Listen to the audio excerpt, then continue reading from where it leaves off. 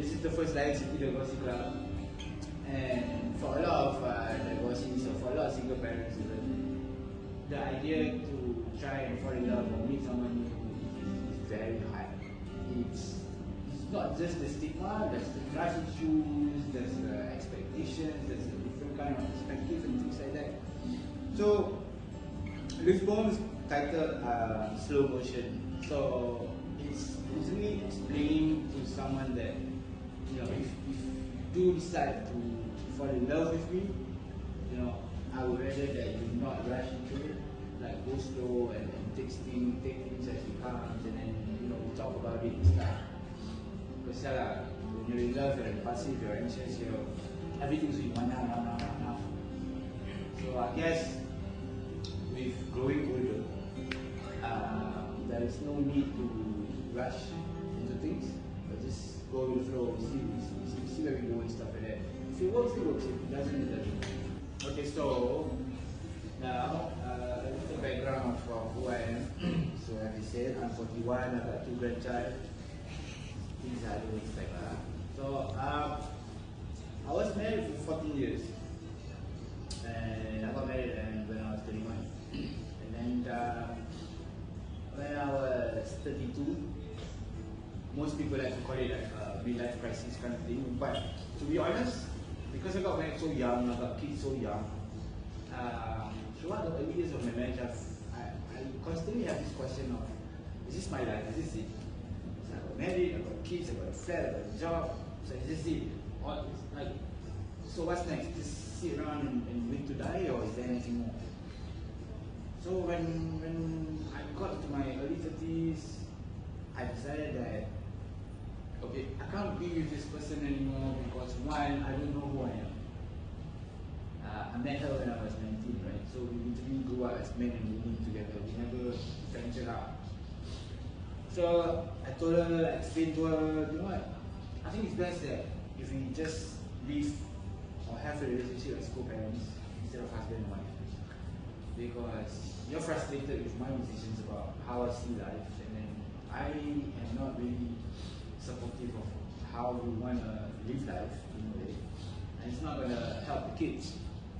So after we had a conversation and stuff, we decided that's the best thing to do. It was very mutual, it was very amicable. Even on the day itself at Sharia Court, the mediator were looking at us because we were bantering, and then we were discussing, okay, after this, right, after the talak dropped, right, where you go for lunch? So the ustaz, was like, you guys sure you guys want to get divorced? Then we like, both of us literally like, yeah. And then it's like, yeah, maybe there's a blessing, then all this, I don't know. So we went ahead, and then yes, after the divorce was finalized, talak dropped and stuff, we went for lunch. So the funny thing was, because I was so adamant to reset my life, 1 week before I finalized my divorce, I was charged by the state as a bankrupt. So that was on the 17th of April, and 24th of April, I finalized my divorce. So it's just 1 week apart, and the fact that my divorce happened just 1 day before my ex-wife's birthday, I told her, I said, this is the best birthday gift I can ever give you. Like, now you can explore life as an individual, you can go and do whatever you want. So imagine dying to restart your life, and then the university, how about you start from zero? So, bankrupt, divorce, nothing to my name except for my kids. So when I'm divorced, I give away all my flat, together with my CPF and everything, to my ex-wife, so that the kids can stay in the same house and stuff. So practically homeless, and it was the first time that I really have to go out and sort out my life. It was scary. It was damn scary. I didn't know what to do. I didn't know how to deal with the rental markets outside. I don't know, like, what kind of finances you need. The first 2 years of being divorced really took a toll on my mental state. There was a period of time where I was in a mild depression state, because during that point of time, back in 2013 was also the years' time, I decided to quit working for someone and start to work for myself. So I co-founded a coffee bar in Loki called Denver Coffee with a partner. So imagine 6 months into the business, and then you get charged as a bankrupt, which means you cannot have a business under your name. Right? Trying to figure out how do I manage all these things. Like, I want to do good stuff, but there's always different challenges to overcome, things that I don't see. So it gets very annoying at times. Because there was one period where I was literally asking, like, how is it that every time I want to do something good, the path is so difficult, but if I want to screw up my life, it's like, hey, the door is wide open. Like, why is it always this way? Like, you want to do good, let me just narrow down the door. This is the only way you can walk. So I was lucky that I was surrounded with a lot of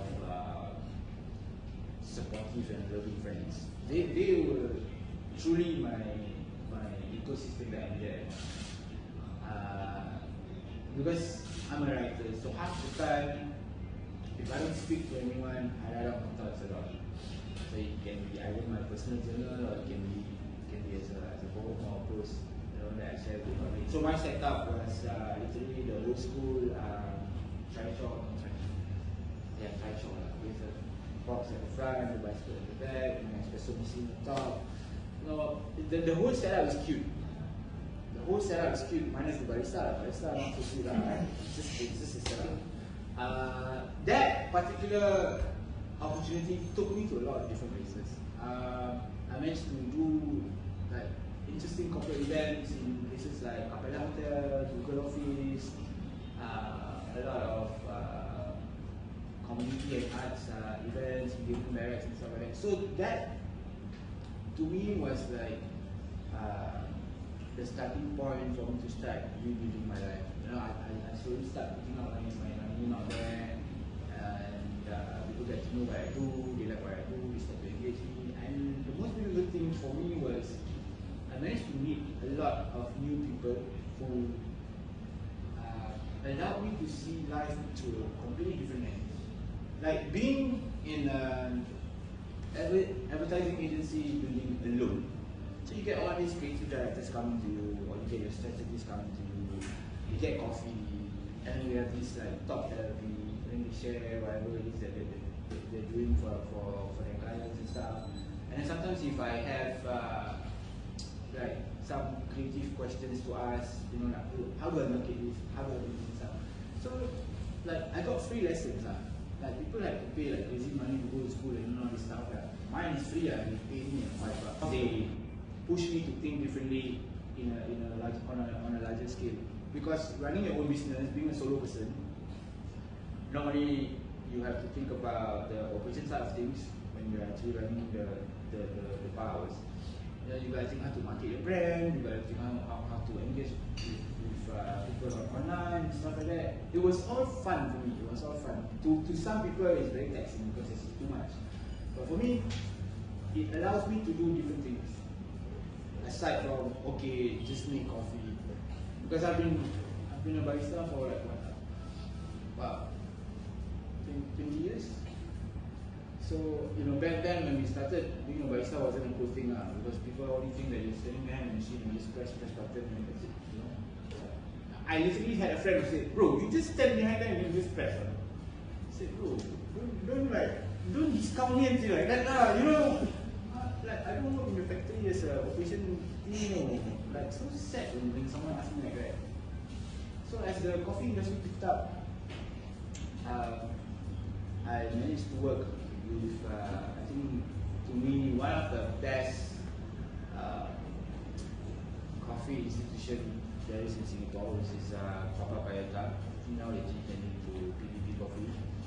So working with Beyond Food and seeing him teaching us the ways to make good coffee, explaining to us what's the difference between this and that. It gives me valuable knowledge, which I still take with me wherever I go. He was a banker and he said stuff about, and it's also like quite inspiring for me because if this person can change his life, to chase his dream, that means I can do the same, right? So that was the period of me just saying that, okay, I'm just going to accept everything. So this was back in 2012 to 2013. So that's basically the work part. So from then on, basketball star, I get to do a lot of different gigs. I guess the most memorable one was being the only barista in Singapore to actually do a walk-out with Pulau Ubin. That one really, because when I was carrying my espresso machine, the bamboo uncle was like, dude, what the hell is this thing?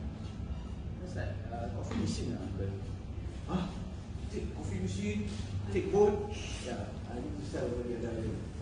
So that was really fun because when I was pushing it from the very pushing, then as I enter the main space where we get all the bicycle rental and stuff like that, all the uncles were like, what the hell is he doing? What the hell is this thing? So once I set up, everyone started to come. So for that particular weekend, I actually get to live the old school kampung life. You know, everyone come and gather and ask you what you do, what you have.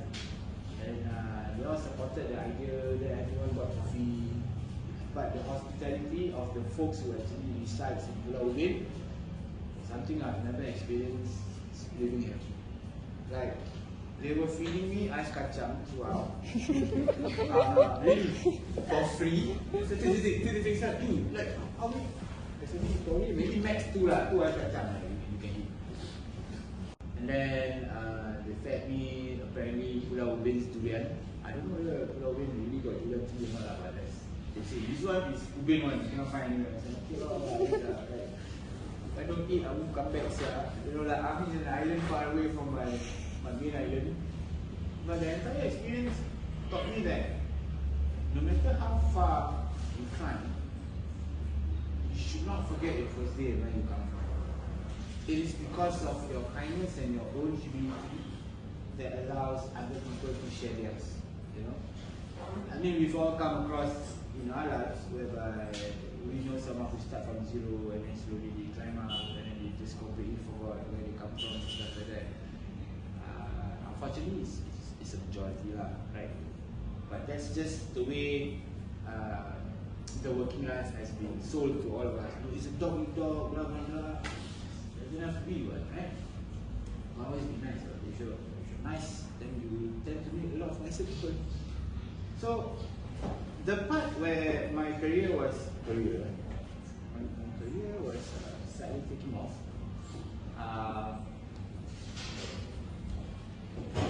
I see that okay, one part of my life is somehow settled. Now, the personal part of it.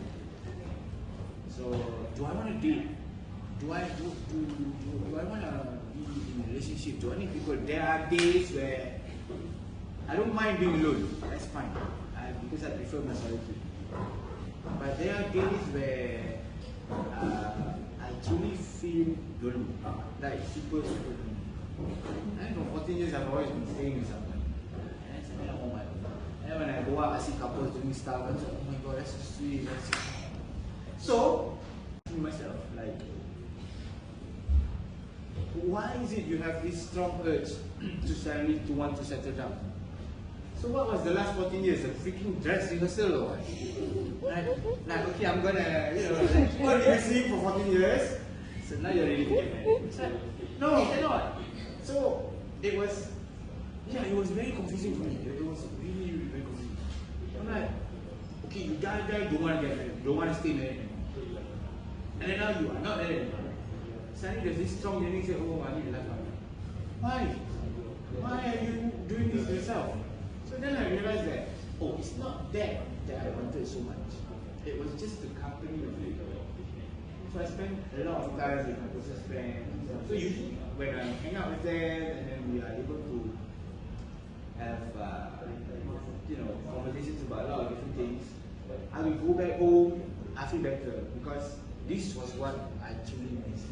Pure, genuine connection with people that cares for me and I care for them as well.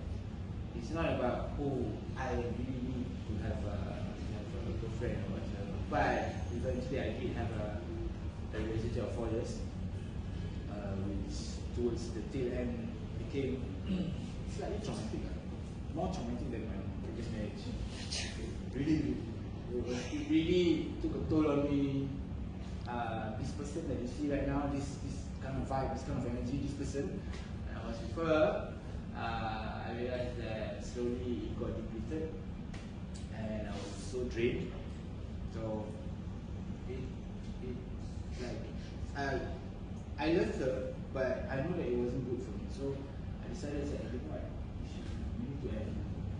So that's the other thing that I noticed the most about me. I'm so good at it. I'm so good at it.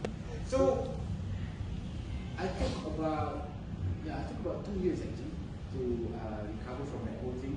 So after the breakup, I actually just spent time on my own, and I didn't meet a lot of people. I didn't spend time with my friends.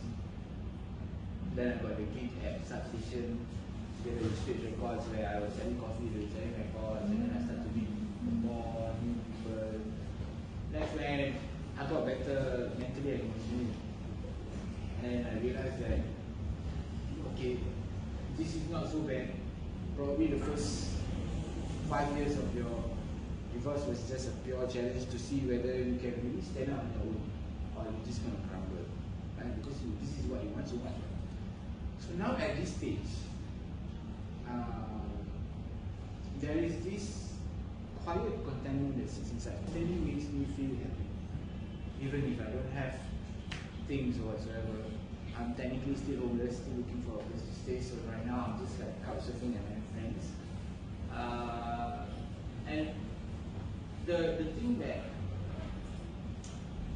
keep this happiness that I feel inside, keep the spark going, is the pure love that I get from my children. I'm very, very close with all my kids. I've got 3 daughters and 1 son. So the youngest being 12, 15, 19, and 20. So my kids, the way they love me, even if I wasn't present during that period after the divorce and stuff, because we're not staying together and we didn't see so much. But the way they love me is just so beautiful, because to them, my presence, my attention, and me being emotionally available for them is more than enough. You know? Like, there is never at one point in my life where they turn to me and say, I'm not proud of you, I'm so disappointed with you, you're the worst father whatsoever. Every time I'm the one apologizing, I'm sorry, like, I can't give you this, I can't do that and stuff. And they say, no, we are always proud of what you do. Your life is so interesting and so exciting. And that's why, we love to support what we do. And one of the things that I always keep hold is the love that they have for me. And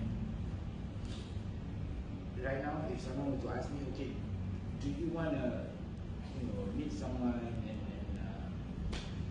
have a relationship again and stuff like that, I would probably say no. I mean, I don't mind meeting new people, but to actually think that, do I need a life partner? Because if I have to choose, I always pick my kids. I always pick my children. Because there will be a time whereby, as divorcee, there will be a time whereby your partner and you may not see things the same way because you have children. Let's say you have to attend to your kids first. Yes, initially they'll be like, yeah, it's okay, it's fine, I understand. But in the long run, if it keeps going that way, right, they'll be like, oh, you're spending more time with your kids, blah, blah. How about me? Like, say for example, like if I get married, I say, I'm the wife, yeah, you're not seeing me anymore. Then that becomes another problem for me to handle. Then I'm the one in the middle. So let's just not go there. Just stay here. If it happens, it happens. If it doesn't, then it's fine. So the plan right now is like, if I'm still not married or whatever by 45, and COVID has died down like completely, in a way, I'll probably move to Jogja and then just start my life from there.